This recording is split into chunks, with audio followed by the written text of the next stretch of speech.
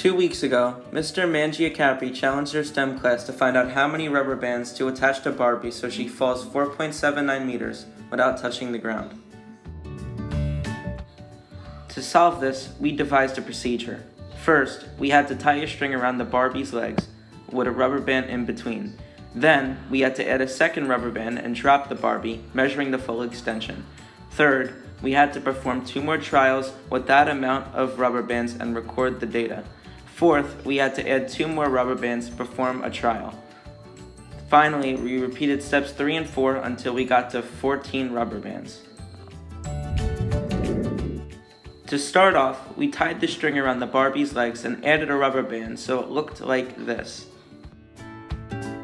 To attach the rubber bands together, we tied a knot like the one demonstrated in the video. Once that was complete, we set up our testing apparatus to look like this.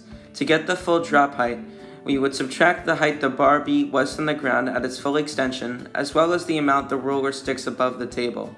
To get greater heights, we would stack textbooks up and eventually we would go to a taller setup for the greater amounts of rubber bands. Then it was time to start the trials. Here are some of our sample drop videos.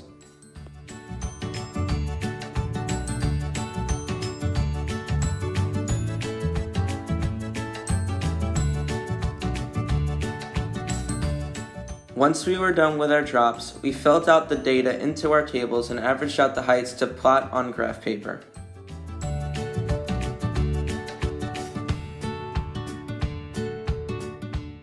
Then, using the calculator, we found the line of best fit to be DF equals 14.3R plus 28.6, with DF being the full drop extension and R being the amount of rubber bands used.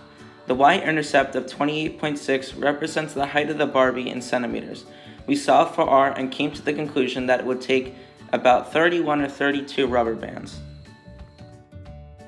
As the Barbie fell, the types of energy it contained changed throughout the drop. Right before the drop, the Barbie had gravitational potential energy and elastic potential energy. When it was falling though, the energy changed into kinetic energy, or energy of motion.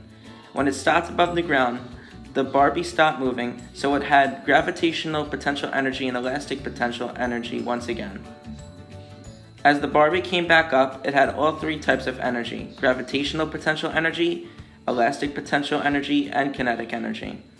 Energy was transferred out of the system because of the friction in the rubber bands. Eventually it was time to do the major drop. We started off with 30 rubber bands and kept adding 2 until we got as close to the ground as possible. Here is what it looked like with 34 rubber bands. Soon though, we went too far, and at 35 rubber bands, the Barbie hit the floor.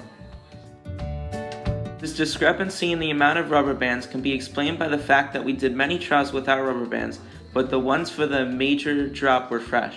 Over time, rubber bands get more and more stretched out, and this can affect the results.